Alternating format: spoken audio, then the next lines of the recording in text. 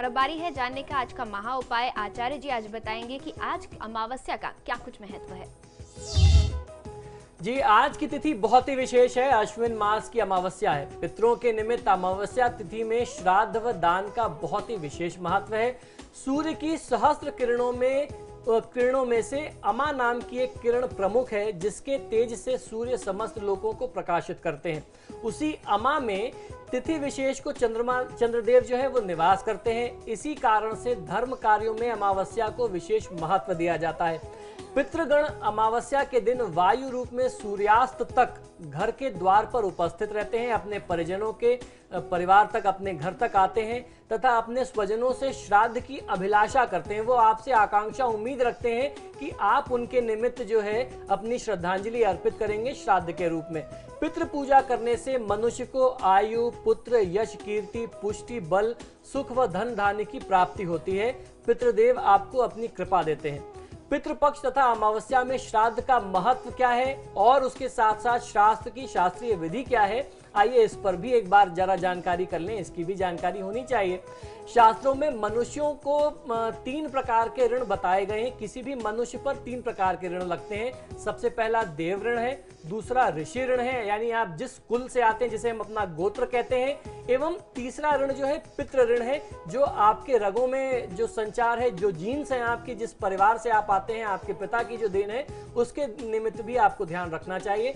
अश्विन मास के कृष्ण पक्ष में पितरों की तृप्ति के लिए उनकी मृत्यु की तिथि पर, यानी उनकी निर्वाण की तिथि पर श्राद्ध करना चाहिए। पितृ ऋण को उतारा जा सकता है पितृ तर्पण करके और श्राद्ध करके। इस पूरे पितृपक्ष में श्राद्ध में तर्पण, ब्राह्मण भोजन एवं दान आदि का विधान है। इस लोक में मनुष्यों द्वारा दिए गए हव्य, कव्य अर्थात जो हम लोग हवन करते हैं और जो हम लोग दान करते हैं, जो जिसे कव्य पदार्थ कहते हैं, वह जो हम दान करते हैं वह पितरों को कैसे मिलते हैं, ये बहुत ही विचारणीय प्रश्न है। लोगों को लगता होगा कि हम हवन करते हैं या जो अन्न हम दान कर रहे हैं वो हमारे पितरों तक कैसे पहुंचता है। ये बहुत सारे जिज्ञासु लोग प्रश्न अक्सर करते हैं। जो लोग यहाँ मृत्यु को प्राप्त होते हैं, वायु शरीर प्राप्त करके, कुछ जो पुण्यात्मा होते हैं वो स्वर्ग में चले जाते हैं, कुछ जो पापात्माएं होती हैं पापों का दंड भोगने के लिए उनको नरक में भेजा जाता है, तथा कुछ जीव अपने कर्मानुसार स्वर्ग तथा नरक में सुखों या दुखों की भोग की अवधि को पूर्ण करके नया शरीर पाकर के पृथ्वी पर पुनः जन्म ले लेते हैं। जब तक पितृ श्राद्ध कर्ता पुरुष की 3 पीढ़ियों तक रहते हैं, अर्थात पिता, पितामह और पर पितामह, आपके पिताजी, आपके दादाजी और आपके परदादाजी, तब तक उन्हें स्वर्ग और नरक में भी भूख लगती है, प्यास लगती है, सर्दी और गर्मी का अनुभव होता है। और इसके साथ साथ ये कर्म अगर आप नहीं कर सकते हैं तो ये कर्म न कर सकने के कारण वे अपनी भूख, प्यास आदि स्वयं मिटा सकने में असमर्थ होते हैं। इसलिए सृष्टि के आदि काल से ही पितरों के निमित्त श्राद्ध का विधान हुआ। देवलोक व पितृलोक में स्थित पितर तो श्राद्ध काल में अपने सूक्ष्म शरीर से श्राद्ध में आमंत्रित ब्राह्मणों के शरीर में स्थित होकर के श्राद्ध का सूक्ष्म भाग ग्रहण करते हैं तथा अपने लोक में वापस चले जाते हैं। श्राद्ध काल में यमदेव, प्रेत तथा पितरों को श्राद्ध भाग ग्रहण करने के लिए वायु रूप में पृथ्वी लोक में जाने की अनुमति दे देते हैं। पर जो पितर किसी योनि में जन्म ले चुके हैं उनका भाग सार रूप से अर्थात अग्निवाष्प, सोमप, अजायश, बहिर्पद, रश्मि, उपहूत, आयंतुन, श्राद्धभुक, नंदमुख 9 दिव्य प्रकार के जो श्राद्ध हैं, इस नित्य कर्म के माध्यम से हम उन तक पहुंचा सकते हैं। ये सर्वज्ञ श्राद्ध कहे जाते हैं। वह इस माध्यम से इन्हें ग्रहण करते हैं जो सर्वज्ञ हैं, तथा जीव जिस शरीर में होता है वहां उसी के अनुकूल भोग प्राप्ति करके उन्हें तृप्त हम लोग कर सकते हैं।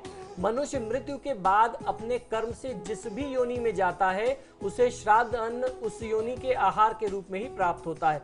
श्राद्ध में पितरों के नाम से गोत्र व मंत्र व स्वधा शब्द का उच्चारण ही प्रापक है, जो उन तक सूक्ष्म रूप से हव्य या कव्य को पहुंचाते हैं, यानी जो हम हवन करते हैं या जो हम दान करते हैं वो उन तक पहुंचाते हैं। श्राद्ध में जो अन्न पृथ्वी पर गिरता है उससे पिशाच योनि में स्थित पितर, स्नान से भीगे हुए वस्त्रों से गिरने वाले जल से वृक्ष योनि में स्थित पितर और पृथ्वी पर गिरने वाले जल से, गंध से देव योनि में पितर जो स्थित पितर हैं वह तृप्त होते हैं। ब्राह्मण के आचमन से जो का जो जल होता है उससे पशु, कृमि व कीट योनि में स्थित जो पितर हैं, अन्न व पिंड से मनुष्य योनि में स्थित पितर तृप्त होते हैं। ये हमारे शास्त्रों का प्रमाण है।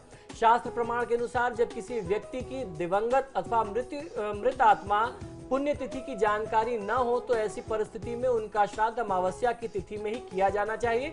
इस कारण से आज की जो अमावस्या की तिथि है ये बहुत ही महत्वपूर्ण है और इसीलिए आपको सविस्तार से हमने ये जानकारी दी है कि इस तिथि के महत्व को समझिए। यदि इस पूरे 15 दिनों में आपने अभी भी श्राद्ध नहीं किया तो आज की तिथि का लाभ आप समय रहते उठा सकें।